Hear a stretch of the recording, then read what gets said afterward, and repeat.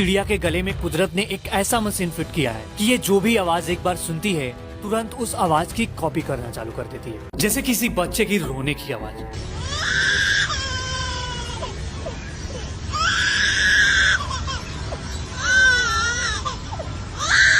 या फिर दूसरे पक्षियों की आवाज।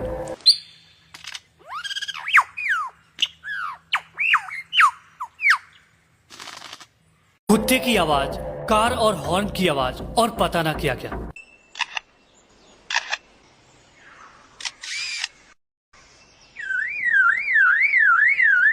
दरअसल इस बर्ड का नाम है लायर बर्ड, जिसे मिमिक बर्ड भी कहा जाता है। ये बर्ड किसी भी आवाज की कॉपी लगातार 30 मिनट तक कर सकता है, जब तक कि इसे कोई दूसरा आवाज ना सुनाई दे।